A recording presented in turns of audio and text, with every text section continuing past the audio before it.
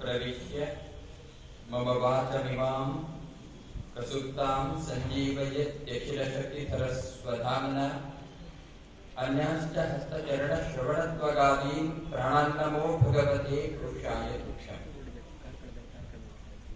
भवति यदनुभावादेडमुकोऽपि वाग्मी जडमतिरपि जन्तुर्जायते प्राज्ञमौलिः सकलवचनचेतो देवता भारती सा मम वचसि निधत्तां सन्निधिं मानसे च।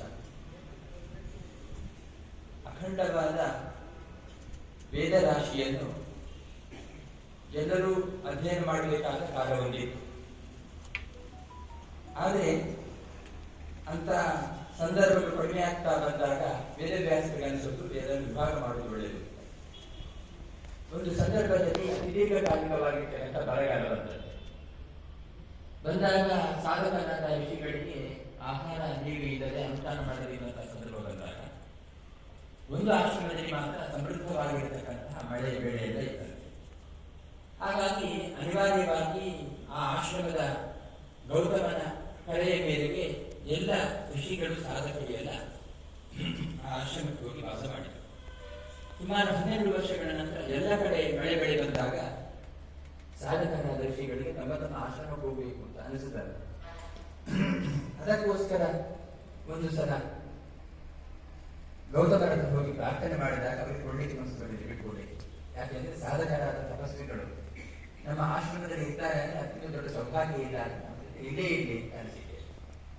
ಆದ್ರೆ ಕಟ್ಟಂಕರ ಆಶ್ರಯ, ಇನ್ನೊಬ್ಬರ ಆಶ್ರಯದಲ್ಲಿ ದೀರ್ಘಕಾಲ ಇರುವಂತದ್ದು ಸ್ವಾಭಿಮಾನಿಗಳಿಗೆ ತುಂಬಾ ಗುಂಡುಂಟಾಗುತ್ತೆ ಎಂಬ ಕಾರಣಕ್ಕೆ ತಪಸ್ವಿಗಳಿಗೆ ಅದು ಇಷ್ಟ ಇರಲಿಲ್ಲ. ಹಾಗೆ ಇಂಥ ಗೌತಮನ ಮಾತು ಮೀರಿ ಹೋಗ್ಲಿಕ್ಕೂ ಸಾಧ್ಯವಾಗಲಿಕ್ಕೆ ಸಂದರ್ಭ ಬಂದಾಗ ಒಂದು ಪ್ರಸಂಗವನ್ನು ಸೃಷ್ಟಿ ಮಾಡಿದ್ದಾರೆ. ಗೌತಮ ನದಿಗೆ ಸ್ನಾನಕ್ಕೆ ಹೋಗಬೇಕಾದ ಪ್ರಸಂಗದಲ್ಲಿ ನದಿಯ ಇಕೆರೆಗಳಿರತಕ್ಕಂತಹ ಸಮೃದ್ಧವಾದ ಹೊಲಗಳಲ್ಲಿ ಒಂದು ಬಡಕದ ಹಸುವನ್ನು ಕೃತಕವಾಗಿ ನಿರ್ಮಾಣ ಮಾಡಿ ಜೀವ ಕೊಟ್ಟ ಅದನ್ನು ಬಿಟ್ಬಿಡೋದು. ಆ ಹಸು ಮೇಯ್ತಾ ಇರಬೇಕಾದ್ರೆ ಗೌತಮ ಸ್ನಾನ ಮಾಡಿ ಬರ್ತಾ ಇರಬೇಕಾದ್ರೆ ಇತರ ಸಾಧಕರು ಋಷಿಗಳು ಹೇಳಿದಂತೆ, ನೋಡು, ಬೇಕಾದಷ್ಟು ಹುಲ್ಲುಗಾವಲಿರ್ಬೇಕಾದ್ರೆ ಈ ಭತ್ತದ ಪೈರೇ ನಿಲ್ಬೇಕಾದ ಕಥೆ ಏನೂ ಇಲ್ಲ, ಓಡಿಸ್ಬೋದು ಅಂತ ಹೇಳಿದಾಗ ಮುಟ್ಟಿದ ಮಾತ್ರಕ್ಕೆ ಬಿದ್ದು ಸತ್ತೋಯ್ತು. ಎಲ್ಲ ಸಾಧಕರು ಹೇಳಿದಂತೆ ಯಾವ ಋಷಿ ಆಶ್ರಮದಲ್ಲಿ ಗೋಹತ್ಯೆ ಆಯಿತು ಅಲ್ಲಿ ನಾವಿರೋದು ಸರಿಯಲ್ಲ, ನೋಡ್ಬಿಡಿ. ಗೌತಮನಿಗೆ ತುಂಬಾ ಚಿಂತೆ ಆಯ್ತು. ಅದೇ ಇಷ್ಟು ದೊಡ್ಡ ಸಾಧನೆ ಮಾಡಿರತಕ್ಕಂಥ ನಮಗೆ ಇಂಥ ಒಂದು ಕೆಟ್ಟ ಕೆಲಸ ಯಾಕೆ ನಡೆಯಿತು ಅಂತ ದಿವ್ಯದೃಷ್ಟಿಯಿಂದ ನೋಡಿದಾಗ ಈ ಕೃತಕವಾಗಿರತಕ್ಕಂಥ ಸನ್ನಿವೇಶದ ನೆನಪು ಬಂತು. ಗೊತ್ತಾಯಿತು, ಎಲ್ಲ ಸಾಧಕರಿಗೆ ಶಾಪನ ಕೊಟ್ಬಿಟ್ರಲ್ಲಿ ಗೌತಮ, ನಿಮಗೆ ಅಜ್ಞಾನ ಬರಲಿ ಅಂತ. ಗೌತಮಸ್ಯ ವಿಶೇಷ ಶಾಪಾತ್ ಜ್ಞಾನೇ ಪ್ರಜ್ಞಾನತಾಂಗಲೇ. ಅಜ್ಞಾನ ಬಂದಾಗ ಎಲ್ಲ ಗೊಂದಲಗಳಿಂದಾಗಿ ಸರಿಯಾದ ನಡೆಸಲಿಕ್ಕೆ ಆಗದೇ ಇರುವಂತಹ ಸಂದರ್ಭ ಈ ಭೂಮಿಯಲ್ಲಿ ಬಂದಾಗ ಮತ್ತೆ ವೇದವ್ಯಾಸರ ಅವತಾರ ಮಾಡಿ ವೇದಗಳನ್ನು ವಿಭಾಗ ಮಾಡಿ ಆ ವೇದಗಳಿಗೆ ಸೂತ್ರಗಳನ್ನು ಬರೆದು ಅದಕ್ಕೆ ಎಲ್ಲ ಆಚಾರ್ಯಗಳು ಭಾಷ್ಯವನ್ನು ಬರೆದರು. ಹೀಗೆ ವೇದ ಪರಂಪರೆ ಮುಂದುವರಿ. ಆದ್ರಿಂದ ಆ ಗೋವಿಗೆ ಸದ್ಗತಿ ಕೊಟ್ಟಿಗೋಸ್ಕರ ಗಂಗೆಯಿಂದ ನೀರನ್ನು ತಂದು ತರ್ಪಣ ಕೊಟ್ಟ ಜಾಗ, ಅಲ್ಲಿಂದ ಮುಂದೆ ಹರಿದ ನೀರೇ ಗೋದಾವರಿ, ಗವೇದತ್ತಾವಾರಿ, ಗೋದಾವರಿ ಅಂತ ನಾವು ಕರಿತೀವಿ. ಹಾಗಾಗಿ ಅಕ್ಕ ತಂಗಿಯ ಸ್ನಾನ ಕೊಟ್ಟಿದ್ದಾರೆ. ಯಾರಾದರೂ ಗಂಗಾ ನದಿ ಸ್ನಾನ ಮಾಡಿ ಬಂದ್ರೆ ಬರುವಾಗ ಒಂದು ಸ್ವಲ್ಪ ನೀರು ತಂದು ಗೋದಾವರಿಯಲ್ಲಿ ಮಿಶ್ರಣ ಮಾಡಿಬಿಟ್ಟು ಅಕ್ಕ ತಂಗಿ ಒಟ್ಟು ಮಾಡಿದ ಪುಣ್ಯ ಬರುತ್ತೆ ಅಂತ ಈಗಲೂ ಆಚರಣೆ ಇದೆ. ಹಾಗೆ ವೇದವ್ಯಾಸರು ವಿಭಾಗವನ್ನು ಮಾಡಿ ಕನಿಷ್ಠ ವಿಶಾಖಾಧ್ಯಾಯನಾದರೂ ಮಾಡಿ ಬ್ರಾಹ್ಮಣ ಸಮಾಜ ಎಂಬ ಕಾರಣಕ್ಕೆ ಋಗ್ವೇದ, ಯಜುರ್ವೇದ, ಸಾಮವೇದ ಅಂತ ವಿತರಣೆ ಮಾಡಿ ಅಥರ್ವಣ ವೇದಾಂತ ವಿಭಾಗ ಮಾಡಿದ್ದಾರೆ. ಹಾಗಾಗಿ ಆ ವೇದವನ್ನು ಅಧ್ಯಯನ ಮಾಡಬೇಕು. ವೇದಾಭ್ಯಾಸನ ವಿಪ್ರತ್ವಂ ಅಂತ ಕೇವಲ ಜಾತಿಯಲ್ಲಿ ಹುಟ್ಟಿದೆ ಎಂಬ ಕಾರಣಕ್ಕೆ ನಮಗೆ ಬ್ರಾಹ್ಮಣ್ಯ ಬರೋದಿಲ್ಲ. ಅದು ವೇದಾಧ್ಯಯನ ಮಾಡಬೇಕು ಎಂಬುದು ಶಾಸ್ತ್ರೀಯವಾಗಿರ್ತಕ್ಕಂಥ ನಿಯಮ ಎಂಬ ಕಾರಣಕ್ಕೆ ವೇದಾಧ್ಯಯನದ ಅವಕಾಶಗಳನ್ನು ಒದಗಿಸಿಕೊಡು. ಆ ವೇದಾಧ್ಯಯನ ಮಾಡಲಿಕ್ಕೆ ಮೂಲಭೂತವಾಗಿ ಗಾಯತ್ರಿ ಜಪ ಮಾಡಬೇಕು ಎಂಬ ಕಾರಣಕ್ಕೆ ಸಮಸ್ತ ವೇದದ ಬೀಜ ರೂಪವಾಗಿರ್ತಕ್ಕಂಥ ಓಂಕಾರ, ಅದರ ವಿಸ್ತಾರವಾದ ವ್ಯಾಹೃತಿ, ಅದರ ವಿಸ್ತಾರವಾದ ಗಾಯತ್ರಿ ಮಂತ್ರವನ್ನು ಉಪದೇಶಿಸಿಕೊಡ್ಬೇಕಾದ ಸಂದರ್ಭಕ್ಕೆ ಬ್ರಹ್ಮೋಪದೇಶ ಅಂತ ಹೆಸರು. ಬ್ರಹ್ಮ ಅಂದ್ರೆ ವೇದಾಂತೂ ಅರ್ಥ. ಹಾಗಾಗಿ ಅಕಾರ ಉಕಾರ ಮಕಾರಾತ್ಮಕವಾಗಿರತಕ್ಕಂತಹ ಅಕ್ಷರದ ಓಂಕಾರದ ವಿಸ್ತಾರವಾಗಿ ಭೂರ್ಭುವಸ್ವ ಅಂತ ವ್ಯಾಹೃತಿಯನ್ನು, ವ್ಯಾಹೃತಿಯ ವಿಸ್ತಾರವಾಗಿರ್ತಕ್ಕಂತಹ ಪುರುಷ ಸೂಕ್ತಗಳನ್ನು, ಅದರದ್ದೇ ವಿಸ್ತಾರವಾಗಿರ್ತಕ್ಕಂತಹ ಋಗ್ವೇದ, ಯಜುರ್ವೇದ, ಸಾಮವೇದಗಳನ್ನು ಎಲ್ಲ ಕಡೆ ಅಧ್ಯಯನ ಮಾಡಬೇಕು ಅಂತ ಹೇಳುವಂತ ಒಂದು ಪ್ರಸಂಗವನ್ನು ತಂದುಕೊಡು. ಇವತ್ತು ಅದನ್ನು ಮಾಡಲಿಕ್ಕೆ ಕಷ್ಟವಾದಂತಹ ಕಾಲ ಬಂದುಬಿಟ್ಟಿದೆ.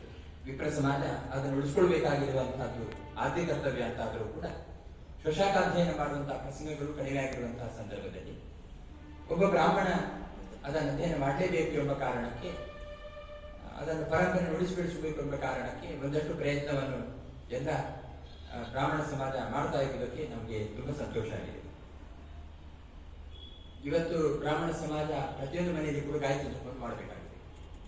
ಇವತ್ತು ನಾವು ಮಾಡೋದ್ರಲ್ಲಿ ಯಾರು ಮಾಡ್ತಾ ಇದ್ದಾರೆ, ಮಾಡಿದ್ರೆ ಇಲ್ಲ, ಅದು ನಾವು ಮಾಡದೇ ಇರುತ್ತದೆ ದುರಂತ.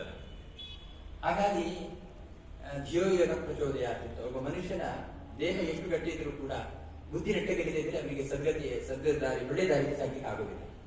ಅದಕ್ಕೋಸ್ಕರ ಬುದ್ಧಿ ಅದು ನೆಟ್ಟಗಿರ್ಬೇಕು ಅಂತಾದ್ರೆ ಬುದ್ಧಿಗೆ ಪ್ರೇರಕವಾದ ಶಕ್ತಿಯನ್ನು ಶರಣ ಹೊಂದಬೇಕು. ಈ ಮಂತ್ರ ಹೇಳಕ್ಕೆ ಧಿಯೋಯನ ಪ್ರಚೋದಯ. ನಮ್ಮ ನಿಮ್ಮೆಲ್ಲರ ಬುದ್ಧಿಗೂ ಕೂಡ ಭಗವಂತ ಒಳ್ಳೆಯ ಪ್ರಚೋದನೆ ಕೊಡ್ಲಿಕ್ಕೆ ಪ್ರಾರ್ಥನೆ ಮಾಡುವಂತ ದಿವ್ಯವಾದ ಮಂತ್ರ.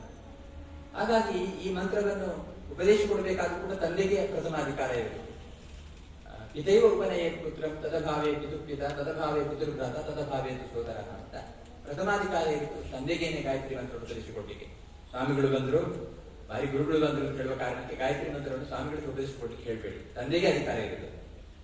ಇವತ್ತೇನಾಗಿದೆ ಅಂದ್ರೆ ಗಾಯತ್ರಿ ಜಪ ಮಾಡುವಂತಹ ಬ್ರಾಹ್ಮಣರ ಸಂಖ್ಯೆನೇ ಕಡಿಮೆ ಆಗಿದೆ. ಹಾಗಾಗಿ ಉಪನಯನದಲ್ಲಿ ಗಾಯತ್ರಿ ಮಂತ್ರ ಉಪದೇಶಿಕೊಡತಕ್ಕಂತಹ ತಂದೆಗೆ ಗಾಯತ್ರಿ ಮಂತ್ರ ಗೊತ್ತಿಲ್ಲದೆ ಇರುವುದರಿಂದ ಪುರೋಹಿತರು ತಂದೆಗೆ ಮೇಲೆ ಹೇಳ್ಬೇಕು, ತಂದೆ ಮಗನೇ ಕಟ್ಟಬೇಕಾದ ಪ್ರಸಂಗ ಬರ್ತದೆ. ಅದು ಬಾಲಗಾಲಿ ಹೇಳ್ಬಿಡ್ತಾರೆ ನೋಡಿ, ಅರ್ಧ ಮಂತ್ರ ಪುರೋಹಿತರು ತಂದೆಗೆ ಹೇಳ್ಬೇಕಾದ್ರೆ ಡ್ಯಾಮೇಜ್ ಆಗಿಬಿಡುತ್ತೆ, ಅವ್ನು ಕೇಳಿಸುವ ಕೊಡುವಾಗ. ಇನ್ನೊಂದು ಅರ್ಧ ಮಂತ್ರ ತಂದೆ ಮಗನಿಗೆ ಡ್ಯಾಮೇಜ್ ಆಗುತ್ತೆ. ಹಾಗಾಗಿ ಗಾಯತ್ರಿ ಮಂತ್ರ ಉಪದೇಶಿಕೊಡುವುದರಲ್ಲಿ ಏನೇನೋ ಮಂತ್ರ ಆಗುತ್ತೆ. ಹಾಗಾಗಿ ಯಾರಿಗಾದ್ರೂ ಗಂಡು ಮಗನಿಗೆ ತೊಂದರೆ ಆಗ್ಬೇಕು ಅಂತ ಆಸೆ ಇದ್ದವರು ಖಂಡಿತ ಗಾಯತ್ರಿ ಜಪ ಶುರು ಮಾಡಿ. ಯಾಕಂದ್ರೆ ನಿಮ್ಗೆ ಉಪದೇಶ ಕೊಟ್ಟಕ್ಕೆ ಅಧಿಕಾರ ಬರಬೇಕಾದ್ರೆ ನೀವು ಕನಿಷ್ಠ 12,000 ಮಂತ್ರವನ್ನು ಜಪ ಮಾಡಿರ್ಬೇಕು, ಇನ್ನು ಜಾಸ್ತಿ ಮಾಡ್ಬೇಕು ಅಂತ ಹೇಳ್ತಾರೆ. ಹಾಗಾಗಿ ಎಲ್ಲ ಬ್ರಾಹ್ಮಣ ಸಮಾಜ ಇವತ್ತು ಗಾಯತ್ರಿ ಮಂತ್ರವನ್ನು ಜಪ ಮಾಡಬೇಕು. ಬುದ್ಧಿಗೆ ಪ್ರಚೋದನೆ ಕೊಡತಕ್ಕಂತಹ ಮಂತ್ರ ಆದ್ರಿಂದ ನದೇವಾಹ ದಂಡಮಾದಾಯ ರಕ್ಷಂತಿ ಪಶುಪಾಲವತೆ ಎಂದು ರಕ್ಷಿತ ಮಿಕ್ಷಂತಿ ಬುದ್ಧ್ಯಾ ಸಂಚೋದೆ ಅಂತ ಒಬ್ಬ ದೇವರು ಒಬ್ಬ ಭಕ್ತರನ್ನು ರಕ್ಷಣೆ ಮಾಡೋದು ಹೇಗೆ ಅಂತ ಹೇಳಿದ್ರೆ, ಒಬ್ಬ ಗೊಲ್ಲ ಒಂದು ಗದ್ದೆ ಹಿಡ್ಕೊಂಡು ಅವರ ತೋಟಕ್ಕೆ ಹೋಗ್ಬಾರ್ದು, ಇವರ ಗದ್ದೆಗೆ ಹೋಗ್ಬಾರ್ದು, ಹಸುವನ್ನು ರಕ್ಷಣೆ ಮಾಡ್ತಾನಲ್ಲ ಆತರ ಮಾಡುವುದಂದ್ರೆ ಎಂದು ರಕ್ಷಿತ ಮಿಚ್ಚಂತಿ ಬುದ್ಧ್ಯಾ ಸಂಚೋದೆ ಅಂತ. ಯಾರನ್ನಾದ್ರೂ ರಕ್ಷಣೆ ಮಾಡ್ಬೇಕು ಅಂತ ಭಗವಂತನ ಮನಸ್ಸಿಗೆ ಬಂದರೆ ಬುದ್ಧಿಗೆ ಪ್ರಚೋದನೆ ಕೊಡ್ತಾನೆ. ಹಾಗಾಗಿ ಧಿಯೋಯನ ಪ್ರಚೋದನೆ, ಬುದ್ಧಿಗೆ ಪ್ರಚೋದನೆ ಕೊಡು ಅಂತ ಕೇಳುವಂತ ಒಂದು ಮಂತ್ರ. ಸವಿತರಂತರನಾದ ಲಕ್ಷ್ಮೀನಾರಾಯಣ ರೂಪಿಯಾದ ಭಗವಂತನಲ್ಲಿ ನನ್ನ ಬುದ್ಧಿಗೆ ಒಳ್ಳೆಯ ಪ್ರಚೋದನೆ ಕೊಟ್ಟು ನನ್ನ ಒಳ್ಳೆಯ ದಾರಿ ನಡೆಸು ಅಂತ ಕೇಳುವಂತ ಮಂತ್ರ. ಹಾಗಾಗಿ ಗಾಯತ್ರಿ ಮಂತ್ರವನ್ನೇ ಜಪ ಮಾಡದೇ ಇದ್ರೆ ಮತ್ತೆ ಅದರ ವಿಸ್ತಾರವಾದ ಋಗ್ವೇದ ಯಜುರ್ವೇದ ಸಾಮರ್ಥ್ಯ ಅಧ್ಯಯನ ಮಾಡುವ ಪ್ರಸಂಗವೇ ಬರುವುದಿಲ್ಲ. ಹಾಗಾಗಿ ಎಲ್ಲ ಬ್ರಾಹ್ಮಣರು ಕೂಡ ಗಾಯತ್ರಿ ಮಂತ್ರವನ್ನು ಕಡ್ಡಾಯವಾಗಿ ಜಪ ಮಾಡಬೇಕು. ಹೆಣ್ಣು ಮಕ್ಕಳು ಮನೆಯಲ್ಲಿ ಹೊಸ್ತಿಲು ಬರೆಯುವಂತಹದ್ದು, ದೇವರಿಗೆ ಪೂಜೆಗೆ ಬೇಕಾದ ಸಿದ್ಧತೆ ಮಾಡಿಕೊಡುವಂತಹದ್ದು, ಭಜನೆ ಮಾಡುವಂತಹದ್ದು, ಗೋಪೂಜೆ ಅವಕಾಶಕ್ಕೆ ಗೋಪೂಜೆ ಮಾಡುವಂತಹದ್ದು, ಹೀಗೆ ರಂಗೋಲಿ ಹಾಕುವಂತಹದ್ದೆಲ್ಲ ಹೆಣ್ಮಕ್ಳು ಈ ಸಂಸ್ಕಾರ ಉಳಿಸಿಕೊಳ್ಬೇಕಾಗಿದೆ. ಇವತ್ತು ಬ್ರಾಹ್ಮಣ ಸಮಾಜದಲ್ಲಿ, ಎಲ್ಲ ಸಮಾಜದಲ್ಲಿ ಇವತ್ತು ಅಂದರೆ ಹೆಚ್ಚು ಬ್ರಾಹ್ಮಣ ಸಮಾಜಕ್ಕೆ ಬಂದಿದೆ. ಇವತ್ತು ಅನೇಕ ಸಾಮಾಜಿಕ ಜಾಲತಾಣಗಳ ಮೂಲಕ ಹೆಣ್ಣು ಮಕ್ಕಳು ವಿಶೇಷವಾಗಿ ದಾರಿ ತಪ್ಪುವಂತಹ ಪ್ರಸಂಗ. ಅದರಲ್ಲಿ ಕೂಡ ಹೆಣ್ಣು ಮಕ್ಕಳು ಮದುವೆ ಬಂದಾಗ ಅವರಿಗೆ ಪುರೋಹಿತರು ಬೇಡ, ಅಡುಗೆಯವರು ಬೇಡ, ಕೃಷಿಕರು ಬೇಡ, ಈ ತರ ಪ್ರಸಂಗದಲ್ಲಿ. ಹಾಗಾಗಿ ಮುಂದೆ ಪುರೋಹಿತರ ಸಂಖ್ಯೆ ಕಡಿಮೆ ಆಗ್ಬೋದು, ಅಡುಗೆಯವರ ಸಂಖ್ಯೆ ಕಡಿಮೆ ಆಗ್ಬೋದು, ಕೃಷಿಕರ ಸಂಖ್ಯೆ ಕಡಿಮೆ ಆಗ್ಬೋದು. ಆ ಮೂಲಕ ಎಲ್ಲ ಸಂಸ್ಕಾರಗಳು ದೂರ ಆಗುವಂತಹ ಪ್ರಸಂಗ ಬರ್ಬೋದು. ಅವನೊಬ್ಬ ಆಟೋ ಓಡಿಸುವನಾದ್ರೂ ಕೂಡ ತೂಕ ಆದ್ರೂ ಪರವಾಗಿಲ್ಲ, ಒಳ್ಳೆ ಓದಿದ ಬ್ರಾಹ್ಮಣ ಬೇಡ ಅಂತ ಹೇಳುವಂತ ಪ್ರಸಂಗದಲ್ಲಿ ಇದ್ದಾರೆ. ಹೆಣ್ಣು ಮಕ್ಕಳು ಚೆನ್ನಾಗಿ ಓದ್ತಾರೆ ಅಂತ ಹೇಳುವ ಕಾರಣಕ್ಕೆ ಒಳ್ಳೆ ಓದಿದ ಗಂಡಸರು ಬಹಳಷ್ಟು ಬ್ರಾಹ್ಮಣ ಸಮಾಜದಲ್ಲಿದ್ದಾರೆ. ಅದು ಬಿಟ್ಟು ನೀವು ನೋಡಿದ್ದೀರಿ, ಆಗಾಗ ಪೇಪರ್ ನೋಡ್ತಾ ಇರ್ತೀರಿ, ಯಾವನೊಬ್ಬ ರಿಕ್ಷಾ ಡ್ರೈವರ್ ಆಗಿರ್ಬೋದು, ಅವ್ನು ತುರುಕ ಆಗಿರ್ಬೋದು, ಆಗ ಹೆಣ್ಣು ಮಕ್ಕಳಿಗೆ ಅವನ ಯೋಗ್ಯತೆ ಬೇಕಾಗಿಲ್ಲ. ಈ ತರದ ಪ್ರಸಂಗ ಬರಬಾರದು ನಮ್ಮಲ್ಲಿ. ಹಾಗಾಗಿ ಗಂಡು ಮಕ್ಕಳಿಗೂ ಹೆಣ್ಣು ಮಕ್ಕಳಿಗೂ ಒಳ್ಳೆಯ ಸಂಸ್ಕಾರ ಕೊಡಬೇಕಾದ ಹೊಣೆಗಾರಿಕೆ ಬ್ರಾಹ್ಮಣ ಸಮಾಜಕ್ಕೆ ವಿಶೇಷವಾಗಿದೆ. ಬೇರೆ ಸಮಾಜಕ್ಕೆ ಇದೆ. ನಾವು ಬೇರೆ ಸಮಾಜಕ್ಕೆ ಮಾರ್ಗದರ್ಶನ ಕೊಡಬೇಕಾದ್ರೆ ನಾವು ಸರಿ ಇರಬೇಕು. ನಾವು ಸಮಾನತೆ ಸಾಧಿಸಲಿಕ್ಕೋಸ್ಕರ ಏನ್ ಮಾಡ್ತಿದ್ದೇವೆ ಅಂತ ಹೇಳಿದ್ರೆ ಅವರ ಮಟ್ಟಕ್ಕೆ ನಾವು ಹಿಡಿತೀವಿ, ಅದು ಸಮಾನತೆ ಅಲ್ಲ. ನಾವು ಅವರು ನಮ್ಮನ್ನು ಮಟ್ಟಕ್ಕೆ ಏರಿಸುವುದು ಸಮಾನತೆ. ಆ ಲೆಕ್ಕದಲ್ಲಿ ನಾವು ಯೋಚನೆ ಮಾಡ್ಬೇಕಷ್ಟೇ ಹೊರತು ನಾವು ಅವರಂತೆ ಎಲ್ಲ ಕಡೆ ಹೋಗಿ ತಿಂತೇವೆ, ಅವ್ರ ಜೊತೆಗೆ ಕೂತು ತಿಂತೇವೆ ಅಂತ ಹೇಳಿದ್ರೆ ಮತ್ತೆ ಒಂದು ದಿವಸ ಪ್ರತ್ಯೇಕ ಮನಸ್ಸಿಗೆ ನಿನ್ನೆ ಅವರು ನಮ್ಮ ಜೊತೆಗೆ ಕೂತಿದ್ರು ಹೋಟ್ಲಲ್ಲಿ, ಇವತ್ತು ಯಾಕೆ ಅವರಿಗೆ ಬೇರೆ ಊಟ ಹಾಕಬೇಕು ಅಂತ ಹೇಳೋ ಪ್ರಸಂಗ ನಮ್ಮಲ್ಲಿ ಬೇಕಾಗ್ತಿದೆ. ಹಾಗಾಗಿ ನಾವು ನಮ್ಮ ತಪ್ಪು ಉಳಿಸಿಕೊಳ್ಳಲೇ ಇದೆ, ಮತ್ತೆ ನಾವು ಇನ್ನೊಬ್ಬರಿಗೆ ಹೇಳಿದ ಅಧಿಕಾರ ಇದೆ. ಹಾಗಾಗಿ ಬ್ರಾಹ್ಮಣ ಸಮಾಜ ತುಂಬಾ ಎಚ್ಚೆತ್ತುಕೊಳ್ಬೇಕಾದ ಪ್ರಸಂಗ ಇದೆ. ನಾವು ಎಲ್ಲರ ಜೊತೆಗೆ ನಾವು ಒಟ್ಟಿಗಿರ್ಬೇಕು, ಜೊತೆಗೆ ನಮ್ಮ ತಪ್ಪು ಉಳಿಸ್ಕೊಂಡಿರ್ಬೇಕು ಅಂತ ಹೇಳುವಂತಹದ್ದು ನಮ್ಗೆಲ್ಲ ಪ್ರಜ್ಞೆ ಬೇಕಾಗುತ್ತೆ. ಆ ಪ್ರಜ್ಞೆ ನಮ್ಮಲ್ಲಿ ಜಾಗೃತವಾಗಬೇಕು. ಹಾಗಾಗಿ ಈ ಉದ್ದೇಶ ಇಟ್ಟುಕೊಂಡು ಅನೇಕ ಕಡೆ ನಮ್ಮ ಬ್ರಾಹ್ಮಣ ಸಮಾಜದ ಒಂದು ಸಂಘಟನೆಗಳು ಸ್ಥಾಪನೆ ಆಗಿದ್ದಾವೆ. ಅದರಲ್ಲಿ ಅತ್ಯಂತ ಪ್ರಾಚೀನವಾಗಿರ್ತಕ್ಕಂತಹ ಒಂದು ಸಂಘಟನೆ ಇದನ್ನು ತಿಳ್ಕೊಂಡು ನನಗೆ ತುಂಬಾ ಸಂತೋಷ ಆಯಿತು.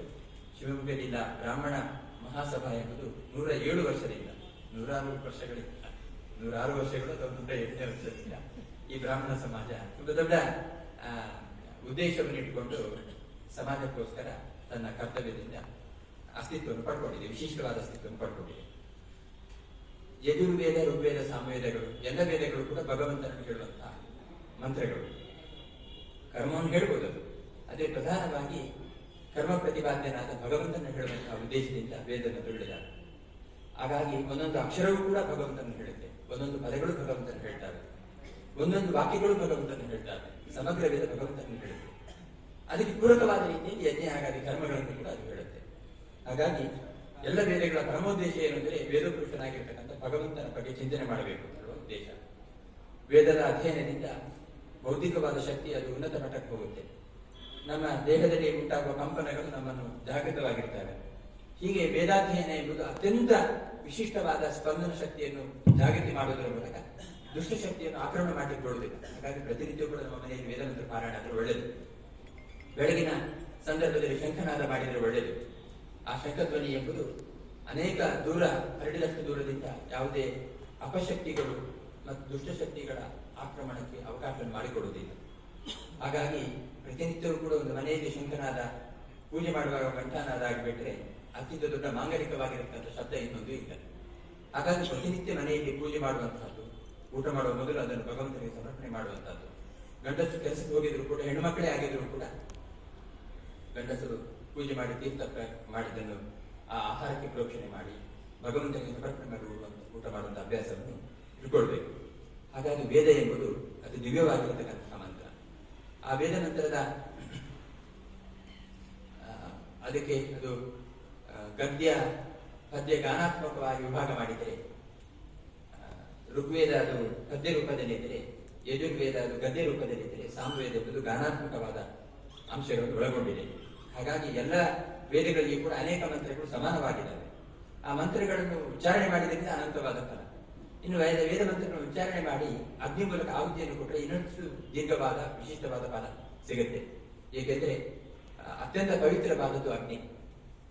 ಭಗವಂತನನ್ನು ಪೃಥ್ವಿ ಮೂಲಕನೂ ಪೂಜೆ ಮಾಡಬಹುದು, ಜಲದ ಮೂಲಕನೂ ಪೂಜೆ ಮಾಡಬಹುದು, ಗಂಗಾ ದೇವತೆಗಳ ಮೂಲಕ.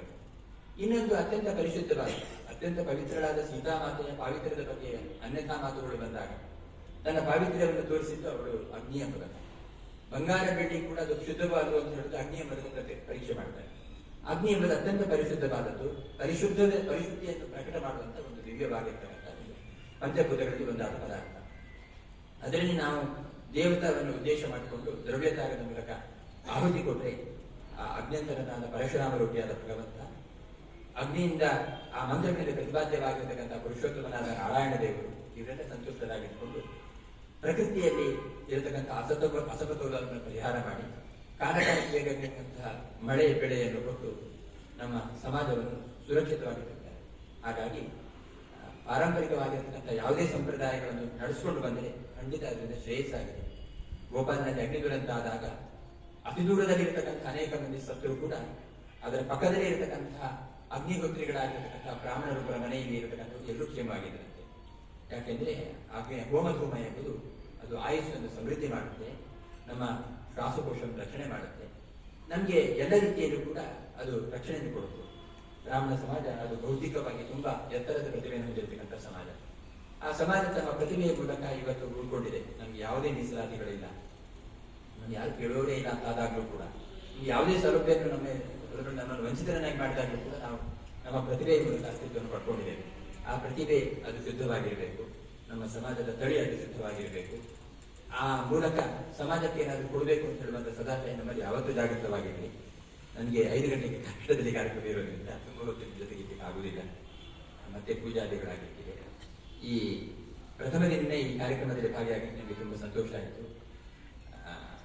ಸಂಪಕಟ್ಟೆಯವರಿಂದ ಹಿಡಿದು ಅನೇಕ ಮಂದಿ ಶ್ರೋತೃಗಳು ಗೋತೃಗಳು ಪೃಥ್ವಿಜರನ್ನೇ ಸೇರಿಕೊಂಡು ಇನ್ನು ಮುಂದೆ 5 ದಿನ ನಡೆದಿರತಕ್ಕಂಥ ಎಲ್ಲ ಜಾಗಗಳನ್ನು ಕೂಡ ನಡೆಸಿಕೊಂಡಿದ್ದಾರೆ. ಎಲ್ಲ ವಿಪ್ರ ಸಮಾಜದ ಮಂದಿ, ಶ್ರೀಮತಸ್ಥರಾದ ಬ್ರಾಹ್ಮಣ ಮಂದಿ ಕೂಡ ಇದರಲ್ಲಿ ಭಾಗಿಯಾಗಿದ್ದಾರೆ. ಬೇರೆ ಬೇರೆ ಸಂದರ್ಭಗಳು ನಿಮಗೆಲ್ಲ ಶ್ರೇಷ್ಠವಾದ ಪ್ರತಿಭೆಗಳಿಗೆ, ಸಾಧಕರಿಗೆ ಸನ್ಮಾನ ಮಾಡಬೇಕು ಅಂತ ಉದ್ದೇಶವೂ ಇದೆ. ಅಂತೂ ಮುಂದೆ ಈ 5-6 ದಿನಗಳಲ್ಲಿ ನಡೆಯತಕ್ಕಂಥ ಕಾರ್ಯಕ್ರಮ ಅದು ತುಂಬ ಸುಂದರವಾಗಿ ಜರಗಲಿ. ಈ ಬ್ರಾಹ್ಮಣ ಸಮಾಜ ಎಂಬುದು ಜಿಲ್ಲಾ ಬ್ರಾಹ್ಮಣ ಮಹಾಸಭಾ ಎಂಬುದು ಎಷ್ಟು ಕೆಲಸ ಮಾಡ್ತಿದೆ ಅಂತ ಹೇಳುವುದು ಪ್ರಾಸ್ತಾವಿಕವಾಗಿ ಹೇಳಿರುವುದರಿಂದ ನನಗೆ ಸಮಯದ ಅವಕಾಶ ಇಲ್ಲದಿರುವುದರಿಂದ ನಾನು ಅದರ ಬಗ್ಗೆ ಹೆಚ್ಚು ಹೇಳಕ್ಕೆ ಹೋಗುವುದಿಲ್ಲ. ಖಂಡಿತ ನಿಮ್ಮ ಪ್ರಯತ್ನ ಅದು ಅರ್ಥಪೂರ್ಣ ಮತ್ತು ಅದು ಸಫಲ ಅಂತ ಹೇಳುವುದಕ್ಕೆ ಎರಡು ಮಾತು ಇಲ್ಲ. ಈ ಪ್ರಯತ್ನದ ಮೂಲಕ ನಮ್ಮ ಸಮಾಜದ